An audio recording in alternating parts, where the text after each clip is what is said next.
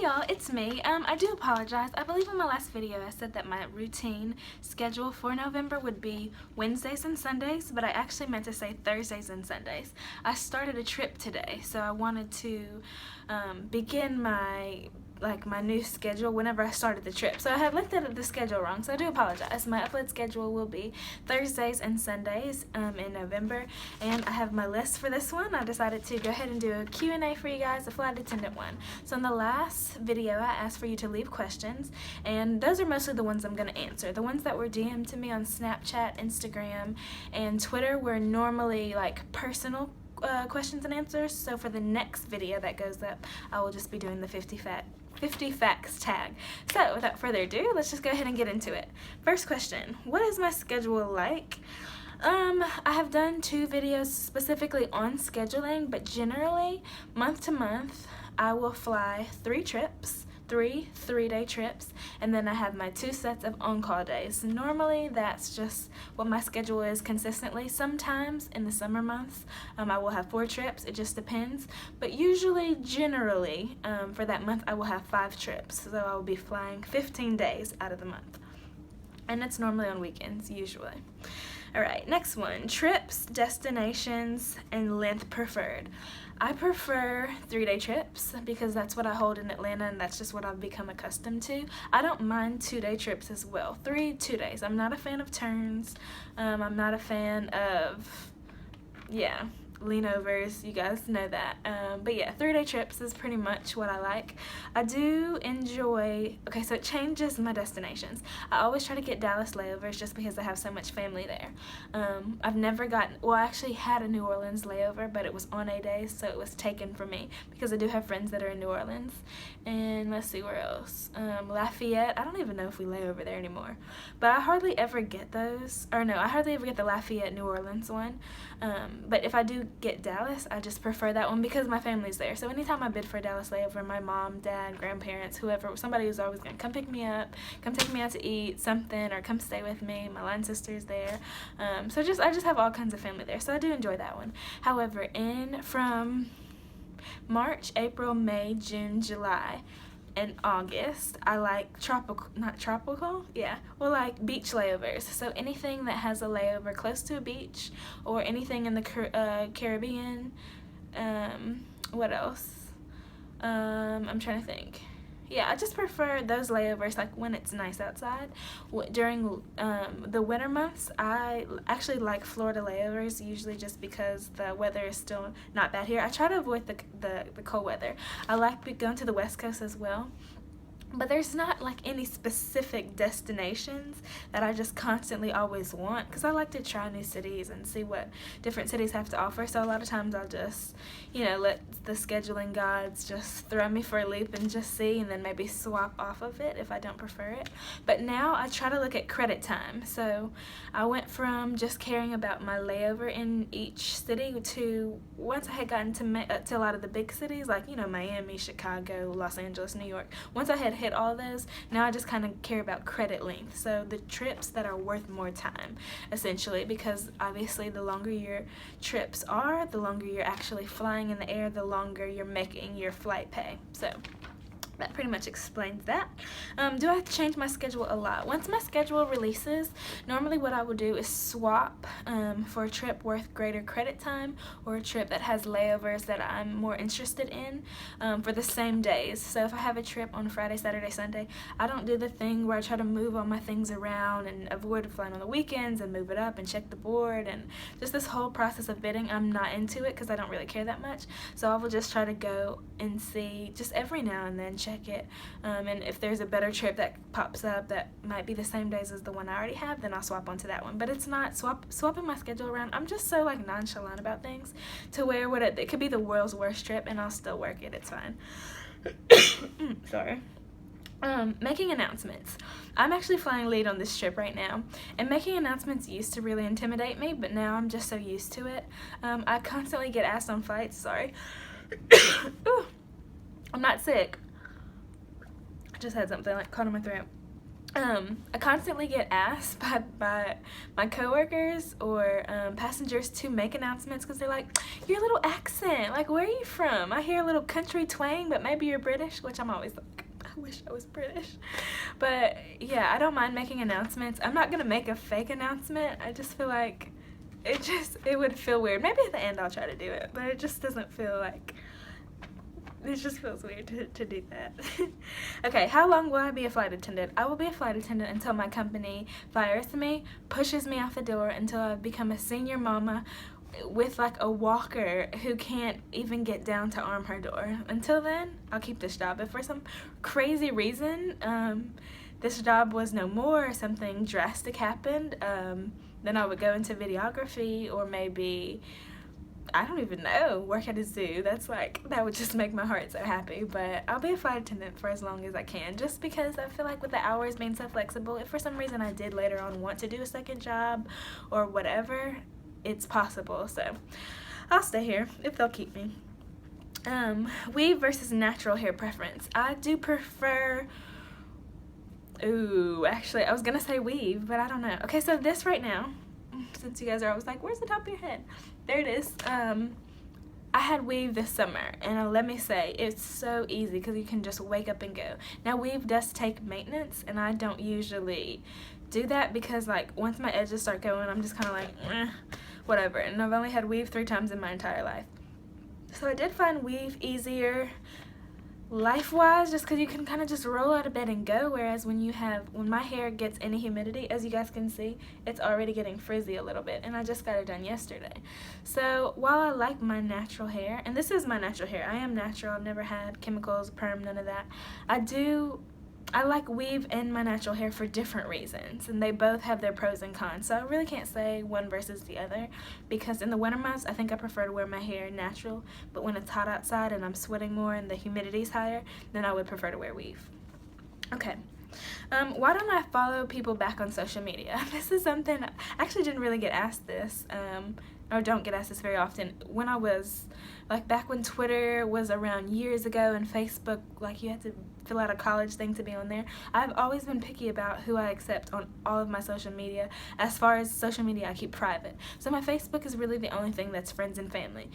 Twitter, my Twitter page is open, my Instagram page is open, my YouTube, obviously, it's open, the comments are open, my messages are open, my DMs, everything is open, that I don't really, like, care about having, like, keeping it a secret. But the reason why I don't follow people back on social media is because when I open up my timeline, as far as Instagram and Twitter, really, those are the only two, and Snapchat too, actually, I don't want to see, like, due to the sheer number of people that follow me back versus I follow, I don't want to open my timeline and see everyone's pictures of their dogs and everybody's pictures of their kids and their family and strangers that I don't know. I want to get on my timeline and see the celebrities, the fashion inspirations, the food pictures, my close friends. I want to see that on my timeline. So it's not that I don't want to ever, like, you know, see anyone's stuff. It's just that it's too much scrolling. Like, I don't want to have to scroll. If my best friend posts a picture, I want to be able to open that and it pop up first. I don't want to see all these people that I don't actually personally know. So I've always kept my social media, like, the ratio is always really off. It's usually a lot more people follow me than I follow back, and it's only because I want to see the content that I'm interested in and things that I you know, people that I, like, want to see. So I don't know, that will never change. I'm not ever gonna start, like, following all these people back or anything like that, and I don't think that that's, like, mean or offensive to someone. I've never had anyone say, why don't you follow me back on blah blah blah. It's just like, I literally don't actually know you. It's just through social media, so that's kind of why. Let's see, what else? Dealing with hate comments. I don't. People ask me, how do you deal with being on social media, because you're so nonchalant and you're so whatever. How do you deal with the hate comments? I don't. I literally don't deal, because number one, with YouTube, you guys are so great and I have the best passengers. And the way this channel is set up, you're really only here for information that benefits you, because this is information I already know. So it's like, you know, there's not any really ever a need for somebody to get in the comment section acting wild.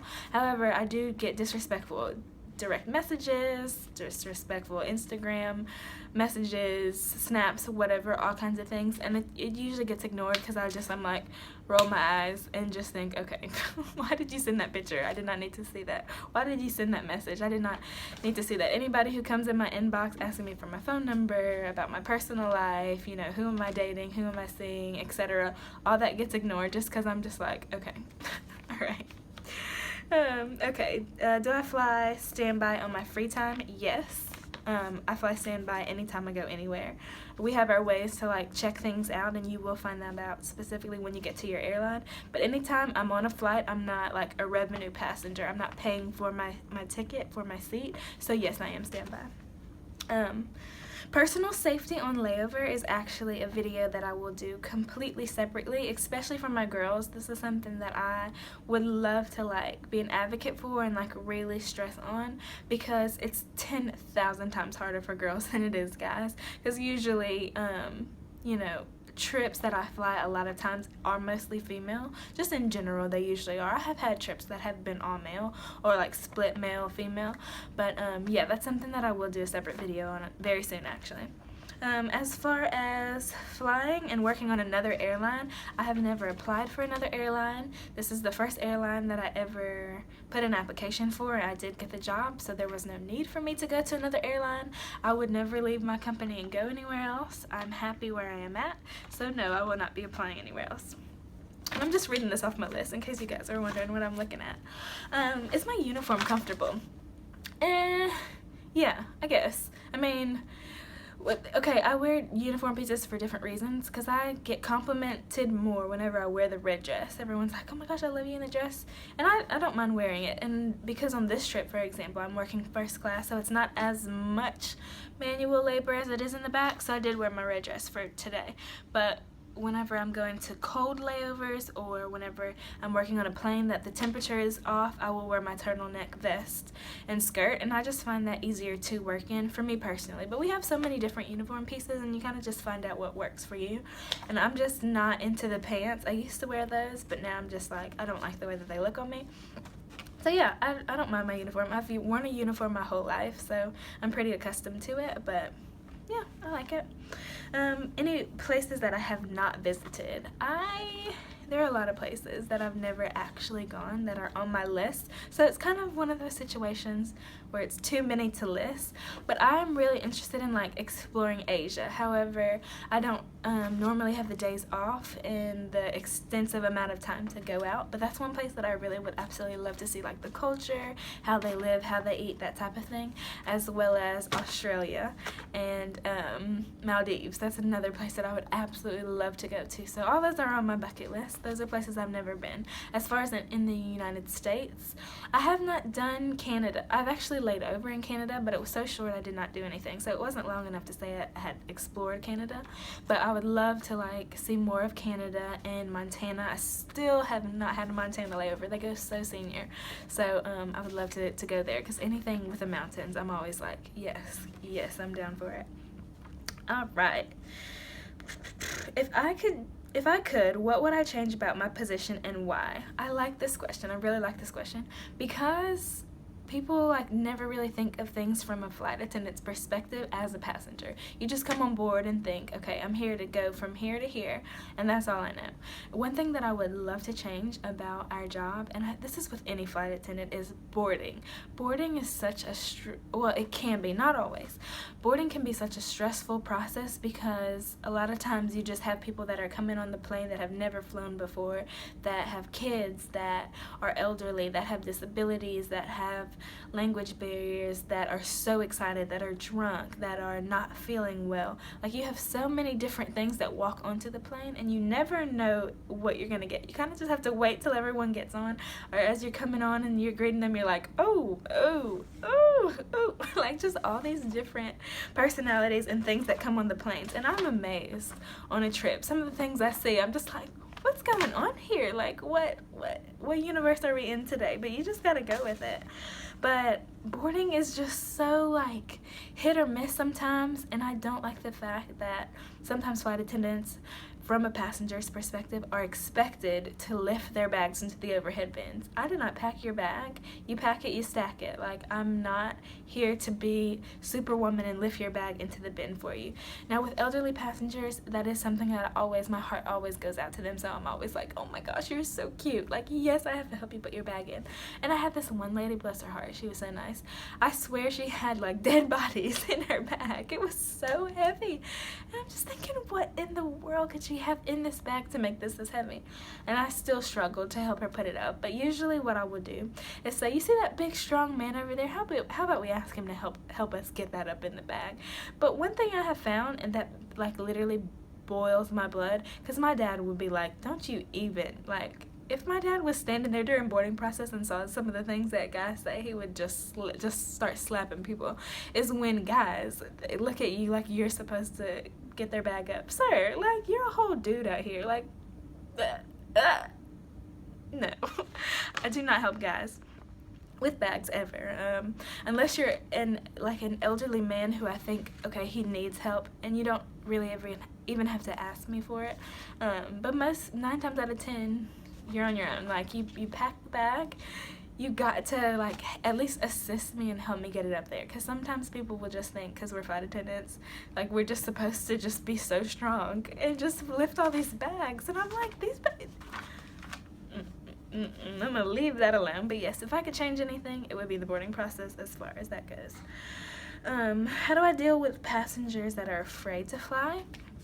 I've only encountered this once. I had a girl that had a panic attack while I was jump seating on a flight, and I've had a panic attack before, so I kind of like knew how to help her through it, but she was like really like, so she was so sweet. I really did feel bad for her, but it's not very often that I fly with people that are afraid, and the few guys that I've had, because it's mostly been guys that have like actually admitted, hey, I'm a nervous flyer, I don't like this, and they'll normally like get a drink to take the edge off, or close their eyes, or like lower their window shade and go. But I've never had anyone that was on a flight that was afraid to fly and it was like a problem. I think if anyone's usually on the flight and they are nervous, the flight attendants aren't aware of it, and we just get through the flight. But I've never actually like encountered where somebody's been like losing it to the point of where we're like, okay, we have to address this.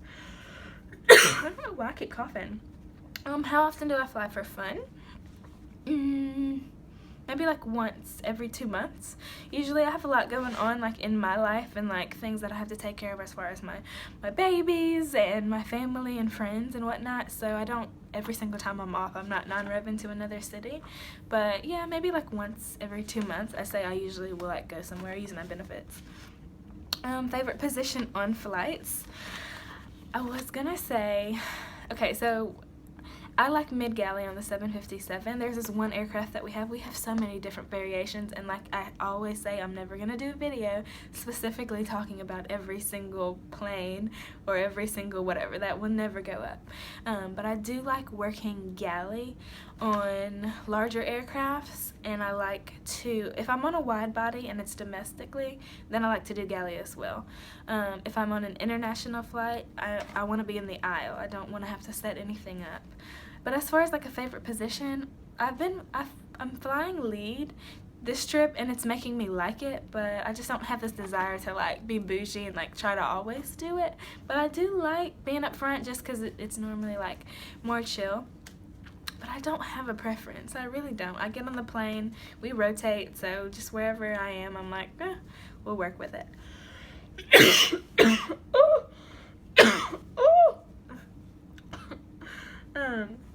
Have I ever been in a crosswind situation? No, I've never experienced that. How many times did I apply? I said that I've only applied once. And my favorite route to fly. Oh my gosh, I'm so sorry. And I can't even edit it out.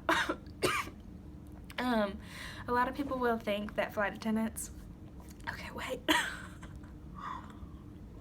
They think that we just fly turns. They're like, oh, how many times do you go to DC and back today? I'm like, just once. And then I go somewhere else. So as far as a favorite route, there's no consistent route or consistent trip that I ever have on my line. I've never flown the same trip twice.